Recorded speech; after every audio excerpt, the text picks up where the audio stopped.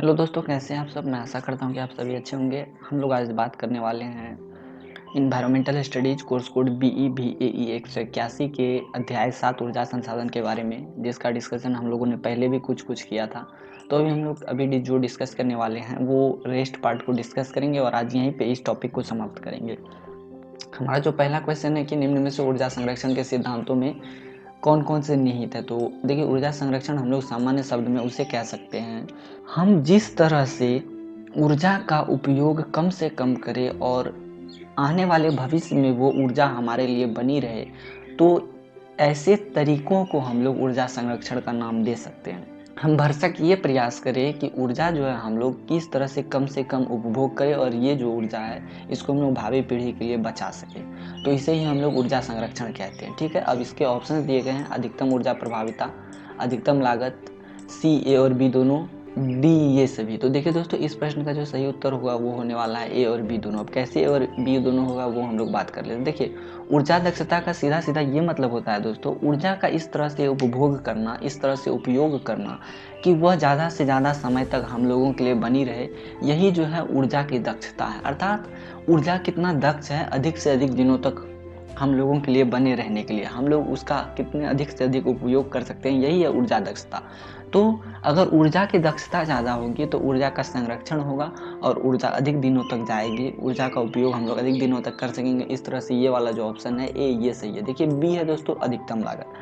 अधिकतम लागत, अगर हम लोग ऊर्जा संरक्षण के विभिन्न उपकरणों का निर्माण करें, ठीक है दोस्तों, अगर हम लोग उसमें अधिक लागत वाले उपकरण का निर्माण करें तो इससे ये होगा कि उस उपकरण की जो है दक्षता ज़्यादा होगी, कार्य क्षमता ज़्यादा होगी और वो जो है ऊर्जा संरक्षण ज़्यादा करेगा।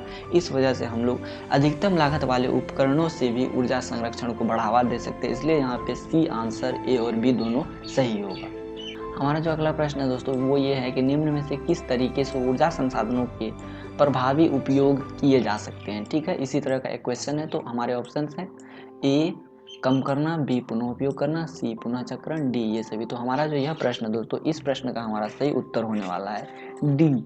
अब ये डी कैसे होगा दोस्तों, हम लोग इसकी चर्चा थोड़ी कर लेते हैं। देखिए, ऊर्जा संसाधन का प्रभावी उपयोग कैसे करते हैं। अगर हम लोग ऊर्जा संसाधन का उपयोग ही कम कर दें तो ऊर्जा संसाधन ज़्यादा से ज़्यादा दिन तक चलेगा। इस तरह से इसका प्रभावी उपयोग, हम लोग इसका जो है बेफिजूल में दोहन नहीं करेंगे तो ऊर्जा संसाधन ज़्यादा दिनों तक जो है हमारे लिए उपयोग में रहेगा और हम लोग इसका ज़्यादा दिन तक उपभोग कर सकते हैं। ठीक है, अब है पुनः उपयोग करना। अगर हम लोग ऐसा करें कि ऊर्जा संसाधन का जो है दोबारा से जो है उपयोग करें तो इसे पुनः उपयोग कहा जा सकता है। जैसे सौर ऊर्जा का हम लोग एक उदाहरण ले सकते हैं। सौर ऊर्जा कभी खत्म नहीं हो सकती है। ठीक है, हम लोग इसका दोबारा बार बार उपयोग करते रह सकते हैं। पुनः चक्रण, अर्थात हम लोग क्या कर सकते हैं, एक बार खत्म हुई ऊर्जा को फिर से बनाकर उसी ऊर्जा का उपयोग अगर हम लोग करें तो जो है ऊर्जा संसाधन का प्रभावी उपयोग हो सकता है। तो अभी जो ये वाला प्रश्न है ये भी आप लोगों के लिए डिस्कस हो गया दोस्तों। अब आगे बढ़ते हैं, देखते हैं अगला प्रश्न क्या है। अगला प्रश्न ये है कि भूमिगत जल का संबंध है मृदा छिद्रों से, खाड़ी क्षेत्रों से, पहाड़ी झरने से, रेत से। तो एक्चुअली दोस्तों दो तरह के जल होते हैं। ठीक है, एक होता है भूमिगत जल, एक होता है सतही जल। ठीक है दोस्तों, तो सतही जल उस तरह के जल को हम लोग कहते हैं जो कि हम लोग खुली आंखों से देख सकते हैं। ठीक है, वैसे ही जल को हम लोग क्या कह सकते हैं, सतही जल। ठीक है, तो सतही जल वो होता है जिसको हम लोग खुली आंखों से देख सकते हैं, जिसका हम लोग उपभोग करते हैं, उपयोग करते हैं सामान्य जीवन में। जैसे ऐसे तो हम लोग भूमिगत जल का भी सामान्य सा उपभोग करते हैं, किंतु ये हम लोग खुली आंखों से देख सकते हैं और खुली आंखों से देखने के साथ ही हम लोग इसका उपयोग करते हैं।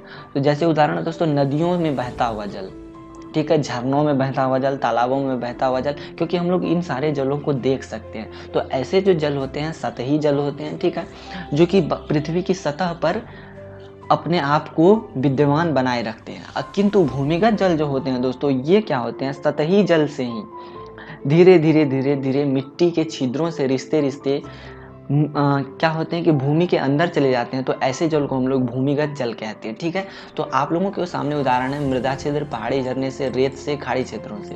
तो देखिए दोस्तों, खाड़ी क्षेत्रों में जो जल होते हैं तो जैसे बंगाल की खाड़ी में जो जल है इसे भी हम लोग खुली आंखों से देख सकते हैं। रेत में जो जल है, रेत की क्षमता नहीं होती कि वो पानी या जल को अपने अंदर समाहित कर सके, तो रेत पे अगर हम लोग पानी डालते हैं तो वो हम लोगों को स्पष्ट दिखेगा दोस्तों। पहाड़ी झरने से, तो झरना का जल तो सभी को दिखता है। एवं जो पहला ऑप्शन है मृदा छिद्रों से, तो मृदा के छिद्रों में अगर जो जल चले जाएंगे क्या वो जल हमें दिखेंगे? तो नहीं दिखेंगे दोस्तों। तो यही हमारा सही उत्तर होने वाला है। मृदा छिद्रों में से जो जल नीचे की ओर जाते हैं तो ऐसे ही जल को हम लोग भूमिगत जल कहते हैं।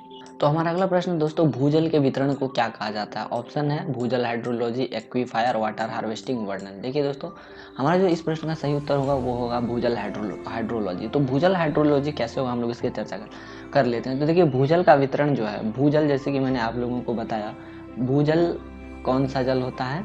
तो ये भूमिगत जल होता है या भूगर्भिक जल होता है, अर्थात मिट्टी के अंदर जो जल मौजूद रहते हैं उसे हम लोग भूजल कहते हैं। भूजल का वितरण कहाँ पर कैसा हो, कम हो, ज़्यादा हो, इस तरह का जो वर्णन होता है दोस्तों, इस तरह का जो वितरण का अध्ययन होता है वो भूजल हाइड्रोलॉजी में होता है। भूजल विज्ञान की स्थापना होती है और इसी के माध्यम से हमें पता चलता है कि भूजल का वितरण कहाँ पे कितना है, इसी को हम लोग क्या कहते हैं?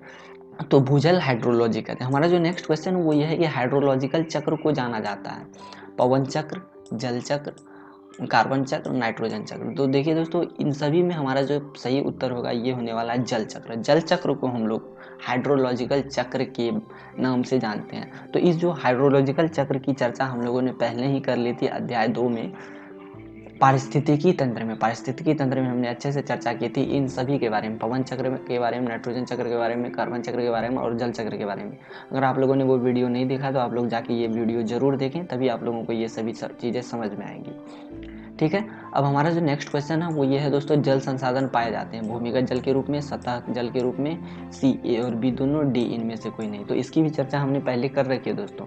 इसके 18वें नंबर प्रश्न में हमने चर्चा की थी भूमिगत जल क्या है, सतह जल क्या है। सतही जल वो है दोस्तों जो कि हम लोग खुली आंखों से देख सकते हैं, जिसका उपयोग सिंचाई ये सब चीज़ों में कर सकते हैं। तो ऐसे तो भूमिगत जल का भी प्रयोग सिंचाई में किया जाता है, किंतु सतही जल वो जल होता है जो कि हम लोग अपने नग्न आंखों से देखते हैं, जैसे सरिताओं का जल, नदियों का जल, अनूपों का जल, कुंडों का जल, तालाबों का जल, ये सभी जल सतही जल है। किंतु भूमिगत जल जो होते हैं वो पृथ्वी के मिट्टी में मौजूद छिद्रों से धीरे धीरे रिश्ते पृथ्वी के अंदर जो चट्टानें होती है उनके छेदों में, उनके गुटों में जमा हो जाते हैं। तो ऐसे जल को हम लोग भूमिगत जल कहते हैं। तो हमारा जो ये उत्तर है दोस्तों, इस प्रश्न का जो उत्तर है उसका सही उत्तर होने वाला है 21 का सी। हमारा जो ए और बी दोनों जो है यह जल संसाधन के रूप में होता है।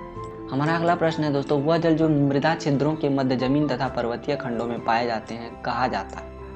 भूमिगत जल, वाटर लेवल, सतही जल, एक्वीफायर्स। इसकी भी चर्चा हमने जस्ट ऊपर ही की दोस्तों।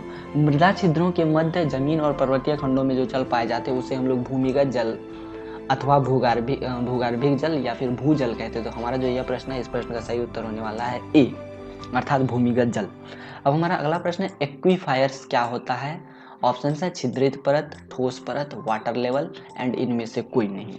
हमारा जो इस प्रश्न का सही उत्तर होगा दोस्तों वो होगा ए, छिद्रित परत जो है एक्वीफायर्स होती है। तो एक्वीफायर्स को हम लोग सामान्य शब्दों में ये कहते हैं कि भूमि के अंदर मौजूद चट्टानों के बीच की परत, दो चट्टानों के बीच की परत जहाँ पर भूमिगत जल एकत्र हो जाता है, तो उसे ही हम लोग क्या कहते हैं? एक्वीफायर करते हैं। अर्थात दो चट्टानों के बीच के छिद्रित परत जो है एक्वीफायर के नाम से जाने जाते हैं, जहाँ पर भूमिगत जल एकत्र हो जाते हैं, ऐसे जलभर को हम लोग एक्वीफायर कहते हैं। हमारा अगला प्रश्न ये है दोस्तों कि निम्न में से कौन सतही जल स्रोतों में शामिल है? हमने अभी चर्चा की जिसको हम लोग खुली आंखों से देख सकते हैं वो सभी सतही जल है। तो नहर के जल को भी हम लोग सतही खुली आंखों से देख सकते हैं, नदियों के जल को भी देख सकते हैं, झीलों को भी देख सकते हैं। तो हमारा जो सही उत्तर होगा डी, ये सभी होगा दोस्तों। इस तरह से ये प्रश्न भी समाप्त हो। अब आगे बढ़ते हैं, अपने अगले प्रश्न की चर्चा करते हैं। अब हमारा जो अगला प्रश्न है दोस्तों वो ये है कि सतही जल का उपयोग किया जाता है कृषि कार्यों के लिए, उद्यम कार्यों के लिए, सी, ए और बी दोनों के लिए, डी इनमें से कोई नहीं। तो हमारा जो इस प्रश्न का सही उत्तर होगा दोस्तों सी, ए और बी दोनों के लिए।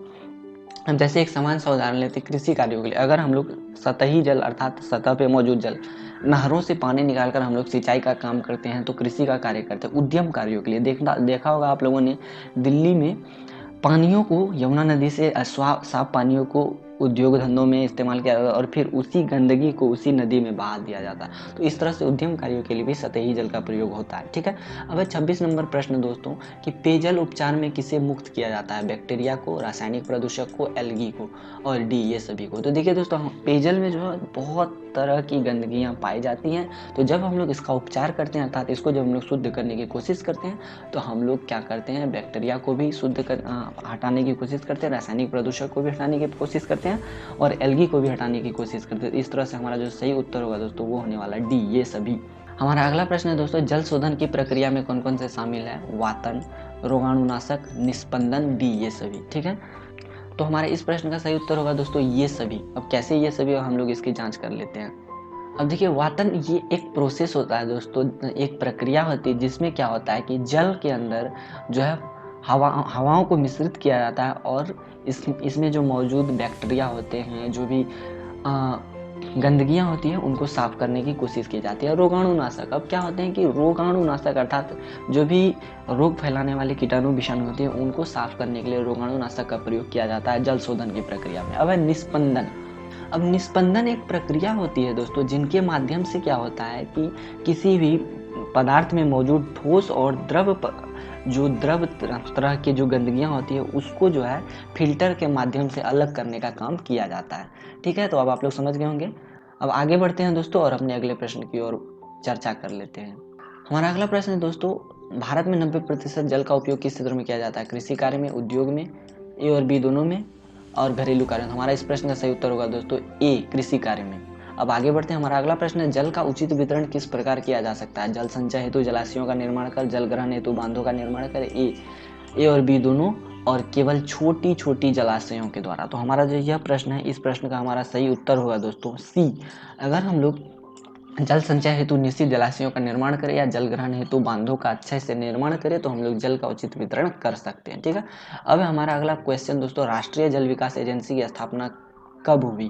हमारे ऑप्शंस हैं 1981, 1982, 1984 एवं 1985। तो हमारा जो यह प्रश्न है इस प्रश्न का हमारा सही उत्तर होने वाला वर्ष 1982 में राष्ट्रीय जल विकास एजेंसी की स्थापना हुई। तो आज के वीडियो में इतना ही दोस्तों। मैं आशा करता हूँ कि ये वीडियो आप लोगों को अच्छा लगेगा एंड इस वीडियो के जो डिस्क्रिप्शन बॉक्स में आप लोगों के लिए जो है PDF अवेलेबल करवा दिया जाएगा। आप लोग यहाँ से इसे डाउनलोड कर लेना और देख के पढ़ लेना। ठीक है दोस्तों, अभी के लिए बस इतना ही। Thanks a lot.